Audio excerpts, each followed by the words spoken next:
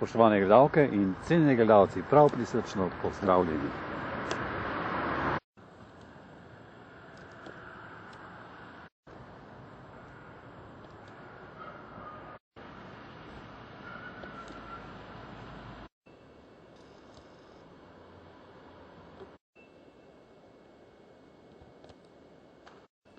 Vse prijatelje prisrčno pozdravljam na naši domači oddaji Pot poti. Tokrat smo na obisku župniji Dravograd na Koroškem, to je nadškofija Maribor. Lepo pozdravljam tukajšnjega župnika Danijela, Bog vas živi. Pozdravljeni, dober dan. Prosim, če se našim gledalcem na kratko predstavite. Torej, sem župnik tukaj v Dravogradu, sedaj teče že 7. leto, malo bo 8. leto in sem duhovnik že 24 let. Ne morem verjeti, kako hitro je to poteklo in bom prihodnje leto torej obhajal jubilej. Prihajam pa iz Celja, rojen sem v Celju, v župniji svetega Danijela in pred 3 leti je postala ta župnija tudi škofijski sedež in moja cerkev, v kateri sem imel leta 85 novo mašo, postala tudi škofijska cerkev, na katero sem zelo ponosen. V družini nas je bilo, smo bili 3 otroci, tudi imam brata Staneta, ki je tudi duhovnik, sva dvojčka, tako da je še tudi to en poseben blagoslov za našo družino, da sva kar 2 duhovnika iz ene družine. Sestra pa je poročena in stanuje v Celju. Oče je že umrl, mama pa je še živa in je v domu upokojencev. In to je še edina vez, ki nas veže, da se vsi skupaj dobimo pri njej in se pogovarjamo. Morda bi vas na začetku vprašal, ko stavila utrip župnije Dravograd, komu je pravzaprav tale cerkev posvečena? Naša župnijska cerkev je posvečena svetemu Janezu, evangelistu, apostolu. Kakšen je pa pravzaprav utrip župnije Dravograd?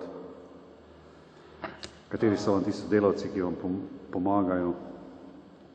Ja, torej utrip župnije Dravograd je pač podoben današnjemu splošnemu utripu župnij, ima pa eno posebnost, in sicer, da je bilo naša župnija, je bila dolga desetletja, od 2. svetovne vojne naprej, obmejna župnija za Avstrijo. In tako se, lahko rečem, vsaki 100 let menja utrip župnij, pa tudi, mislim, da celotna Slovenija se spreminja. Torej, pred 50 leti, ko je bila tukaj, ko je potem po 2. svetovni vojni, tudi že med vojnami, je postala tukaj meja Avstrija-Slovenija in je bilo tukaj zelo veliko policajev, zelo veliko carinikov iz cele Jugoslavije in to je pustilo zelo močen pečat. Nekoč zelo bogata, zelo globoko verna župnija se je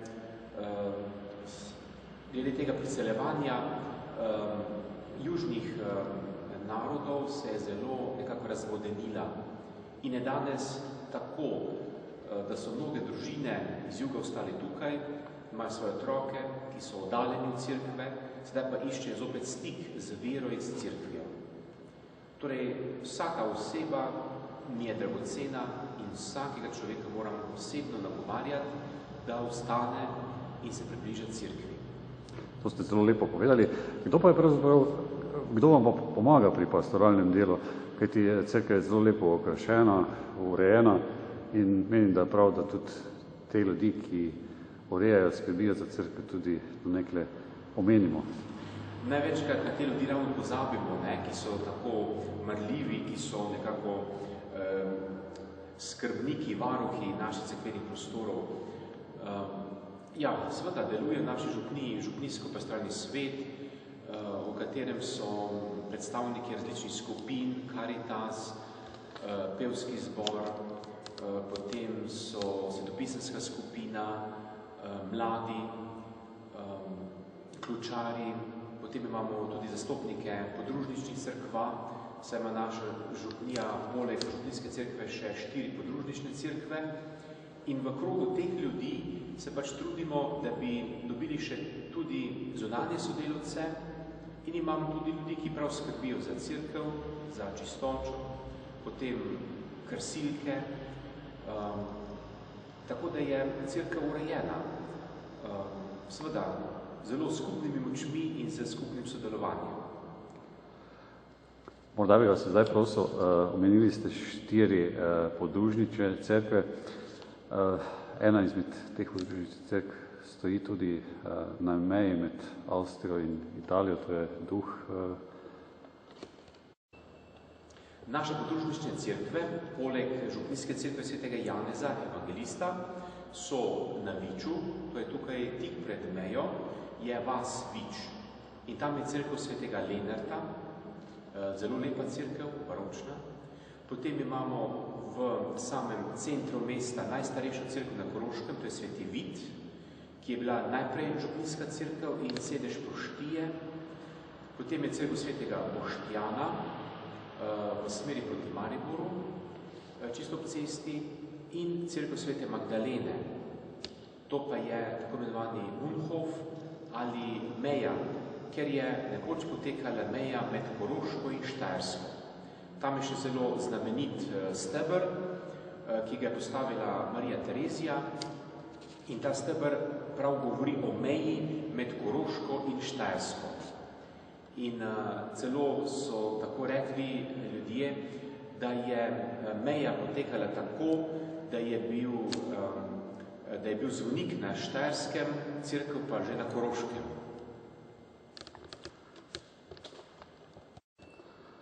Z nami so tudi gledalci, ki še tudi niso spoznali Božje ljubezni, pa bi vas morda vprašal, kaj pomeni beseda dekanija, naloge, dekanija Dravograd. Morda bi vas prosil, da tole razložite našim gledalcem oddaje Pot poti. Dekanija Dravograd je včasih obstajala kot samostojna dekanija. Tam v 70-ih letih pa je dekanija Dravograd zgubljala duhovnike, župnije so bile vedno manjše. Takrat je bilo v tej dekaniji 6 župnij in samostojni župniki, potem se je pa to združevalo in se je tudi dekanija Dravograd pridružila dekaniji Mežiška dolina. In sedaj se to imenuje dekanija Dravograd Mežiška dolina. Dravograd je čisto lahko rekel na začetku te Mežiške doline, potem pa gremo ob reki Meži skozi do Črne, župnija Črna. In sedaj to sestavlja 10 župnij. V tisti prvotni dekaniji Dravograd pa sva še ostala samo 2 duhovnika in oba imava po 2 župniji. Gospod župnik, kako vi vidite mladi rod oziroma vašo mladino, verjetno tudi velja isto tudi za mladino v Sloveniji? Obhajali smo leto mladih, veliko smo razpravljali o mladih, ampak to ni dovolj, ne? Samo razpravljati o mladih, ampak se vživeti v njihovo življenje, jih razumeti. In tako poskušam tudi jaz v tej župniji, ko delam z mladimi, jih razumeti, jih stati ob strani in vedno presenečajo.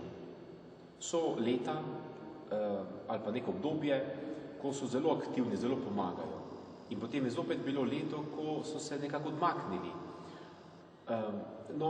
Trenutno se pa nahajam v obdobju, naša župnija, ko so mladi sami bili za to, da ustanovijo mladinski pevski zbor in sem zelo vesel in jih podpiram pri tem in redno vadijo in tudi vedno bolj sodelujejo pri nedeljskih mašah in tudi prazničnih mašah. Mladi so, veste, vedno utrip življenja. Povejo nam za svojim obnašanjem in za svojim načinom komunikacije, ki je vedno tudi včasih brez besed, kakšen je utrip stanja župnije, kraja, v katerem živijo. Res pa je, da se premalo danes za mlade naredi. To pravzaprav pomeni, da jim moramo biti starejši do nekle en vzork, verjetno. Tako je, sigurno, in jih razumeti, ne. Biti z njimi, to je največ, kar mladi pričakujejo. Biti z njimi, ne jim govoriti samo moralne napotke, kako se mora obnašati, kaj mora delati, ampak enostavno biti z njimi, ker danes mlad človek bolj opazuje, kakor pa posluša.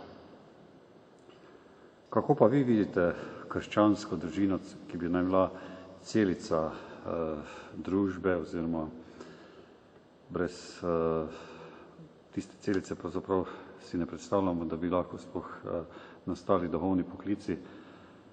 Verjetno se še spomnite tistih časov, ko ste bili vi otrok, je verjetno ta družina, ki je bila v vaših časih, pa zdaj, verjetno je razlika.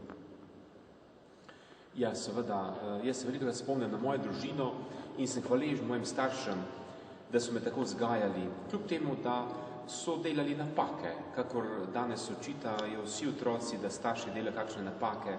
Vendar tiste temeljne stvari, ki sem pa jaz v moji družini dobil, pa se mi zdi, da ostanejo večne.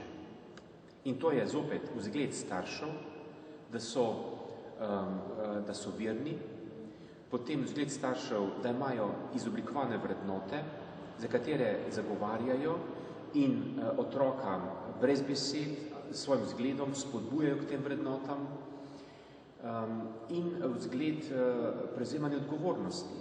Da starši prevzamejo odgovornost in z neko izredno potrpežljivostjo vplivajo to na svojo družino. Družina bo ostala in mora ostati tista temeljna skupnost, v kateri bo mladi rod dobival svoje vrednote. Ko bi se res mladi, ki si ustvarjajo družine, tega bolj zavedali. Seveda moramo jim pa stati ob strani družinam, tudi v naši župniji. Mnoge družine iščejo svojo identiteto in duhovniki smo res poklicani, da jim pri tem stojimo ob strani in jim pomagamo.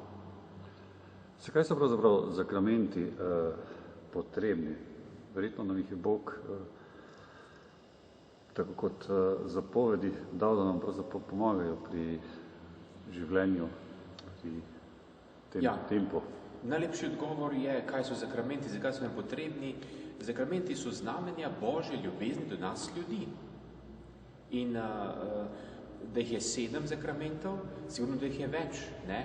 To so ti darovi, Božji darovi, ki nam pomagajo na poti našega življenja, da lahko živimo svoje krščanstvo res tako iskreno. Jih je te Božji darovi veliko več. Cerkev je pač določila 7 teh darov ali sakramentov, da bi s tem povedala za to svetopisemsko številko 7, da jih je neskončno teh darov. Ampak izmed teh darov je zbrala 7. In ti darovi, ti sakramenti pomagajo vernemu človeku, da ostane povezan v cerkvi, da je član cerkve in da s temi sakramenti tudi njegova duhovnost raste. Kaj pravzaprav pomeni beseda katehumenat?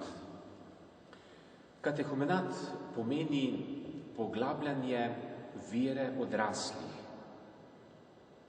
V naši dekaniji, hvala Bogu, imamo zelo dolgo tradicijo katehumenata. Vsako leto vabimo odrasle, torej po 18. letu mlade in potem tudi do 60. leta, če kdo želi, ali še več, da lahko utrdi svojo vero, lahko pride samo, da poglobi svojo vero in zopet obnovi sakramentalno življenje, ali pa, če nima vseh sakramentov, da jih lahko prejme. In ta katehumenat traja 1 leto pri nas v naši dekaniji in ravno letos se je začel sedaj v jeseni in je opisanih 15 oseb. Ob besedi Medžugorje se nam pravzaprav utrne misel, da gre neuradno za največje svetovno romarsko svetišče v Hercegovini.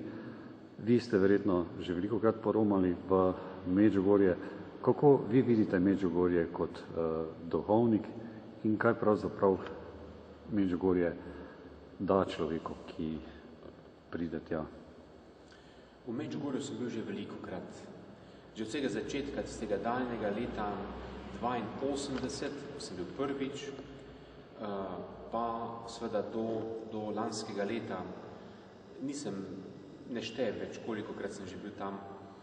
Nikoli nisem šel zaradi vicev, nikoli zaradi tistih čudežev, ampak mene je prevzela praktična vera, molitev, to, kar se tam diha in živi. Od vsega začetka me to prevzelo. Videl sem že vse te vice, se z njimi pogovarjal. Posebej, vse so me nagovorili, ampak da bi pa posebej zaradi njih hodil dol, nisem. In ko grem sedaj v tem času, po 20 letih zopet, kar se dogaja ti čudeži dol ali Marina prikazovanja, se pravi, nisem nikoli videl nobenega čudeža, takih čudežev, da bi videl Marijo ali pa kako svetlobo. Doživel sem pa čudeže v človeških srcih, neštetokrat. Vedno se dam na razpolago, da spovedujem, da sem pripravljen na pogovore in nešteto odraslih, mladih so doživeli čudež spreobrnenja. In to je zame največji dokaz Božjega dela na tem kraju. Gledalce oddaje Pot poti bi pravzaprav tudi povabili, da si kaj več o Medžugorju lahko gledajo tudi na krščanskem strežniku RKC, tudi določena pogovore, intervjuje in pričevanja in vas vse do nekle toplo vabim. Gospod župnik, vas bi pa vprašal, kaj pravzaprav je sveta maša, ki je vrhunec krščanstva in verjetno je prav, da se tudi na sveto mašo pripravimo? Brez dvoma. Zame je sveta maša največ v mojem duhovniškem življenju. Prav zanimivo je, da sem že kot otrok rad hodil k maši, sedaj pa kot duhovnik vedno bolj spoznavam, znova in znova berem stvari o maši in jih spoznavam in čutim, kako nekaj velikega je. To ne bomo, dokler živimo na tem svetu, mogli videti in spoznati. Lahko poglabljamo svojo vero in svoje znanje o maši, nekoč bomo pa to začutili, kako nekaj velikega je to. In vedno zagovarjam in bom zagovarjal, da človek, ki hodi k sveti maši, bo ohranil vero, jo poglobil, tisti pa, ki ne hodi k sveti maši, pa je njegova vera bolj teoretična, je bolj tradicionalna in je velika nevarnost, da zaide tudi v kakšne druge zmote ali pa da se oddalji od Kristusa. Pri maši pa ga doživljam jaz osebno Kristusa zelo močno in čutim njegovo prisotnost potem ves dan v mojem življenju. Je pa, ker z nami so tudi gledalci oddaje Pot poti in je tudi prav, da do nekle povemo, kaj je pravzaprav sveta maša, je verjetno spomin Jezusa, ko je nam dal kruh in vino. Ja, Jezus je torej na Veliki četrtek ustanovil, torej pri zadnji večeri, ustanovil sakrament svetega grešnega telesa, ustanovil tako rekoč službeno duhovništvo in tudi rekel apostolom, to delajte moj spomin. In to je ustanovitev maše. Na Veliki četrtek po zadnji večeri je Jezus kot svojo zapuščino, kot svojo oporoko zapustil največji dokaz svoje navzočnosti med nami. Torej sveto mašo ali lomljenje kruha, kakor se je v apostolskih časih ta obred imenoval.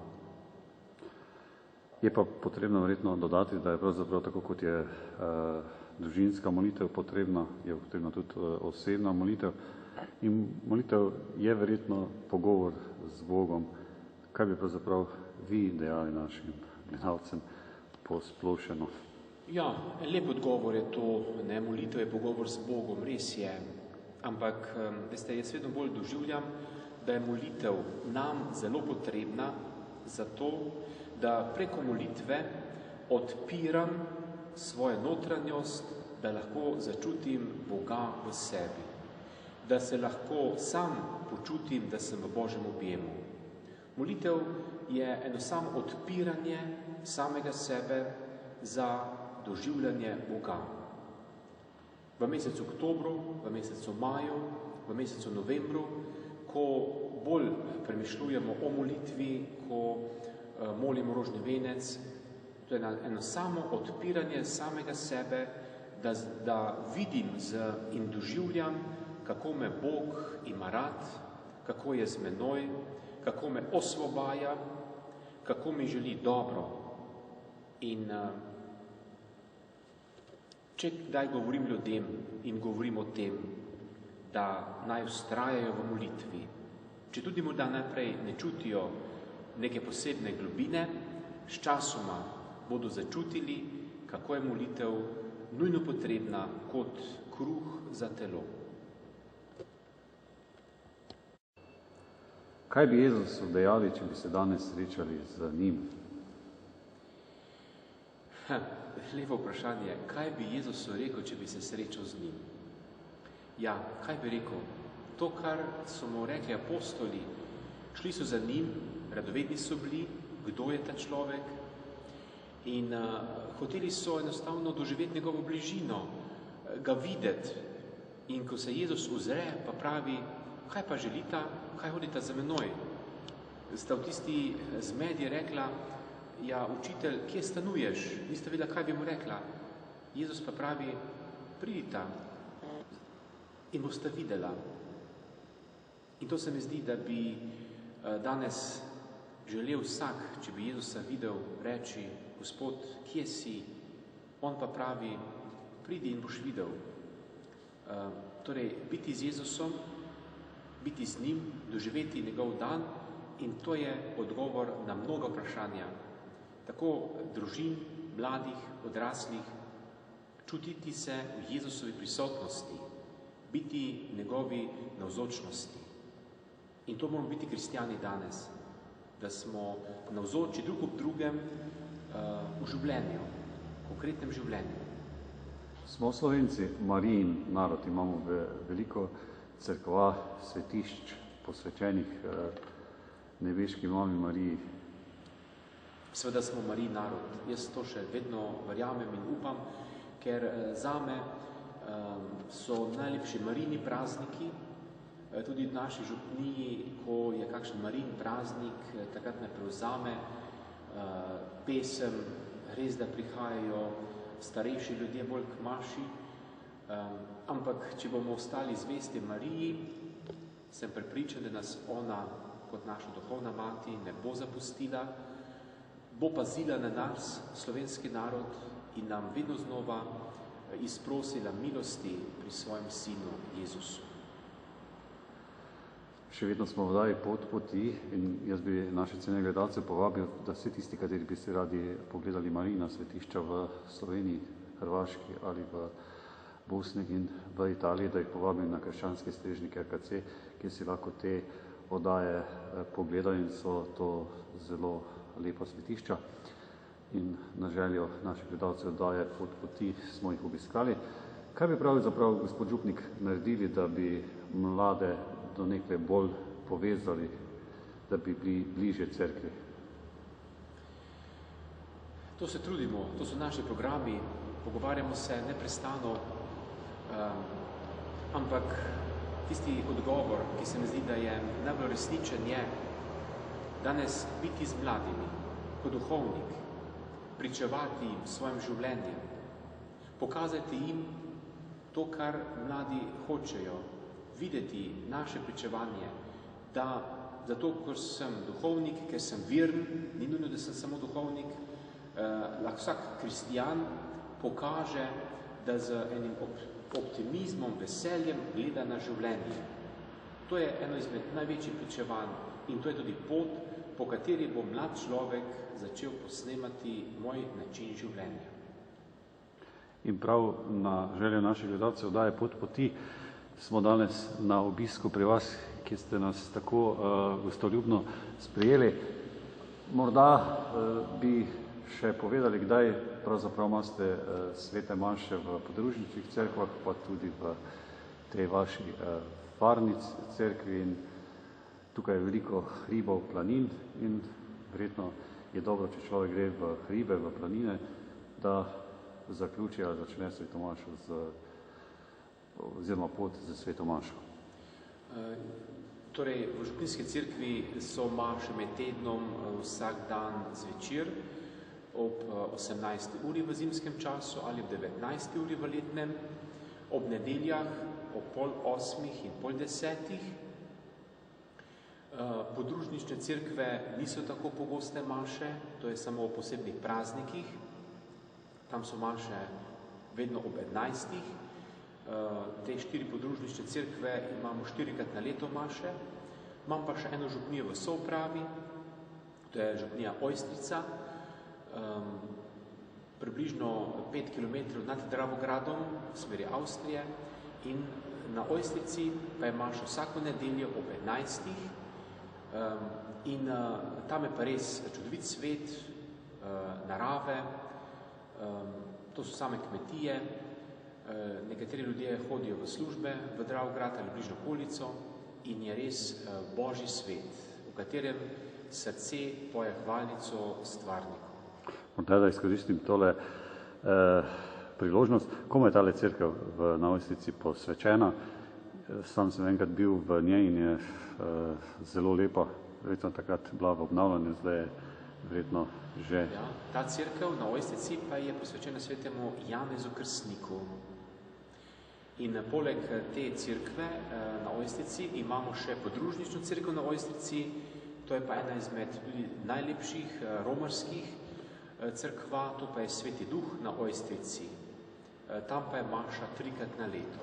Še posebej v binkoštnem prazniku je slovesno, ker je posvečena Svetemu Duhu. Ena izmed najlepših oziroma knjig je Sveto pismo, katero je velikokrat na policah zaprašeno, kar pa ni prav. Kaj menite vi? Ja, prah govori o nečem veličastnem, vendar ne na knjigah.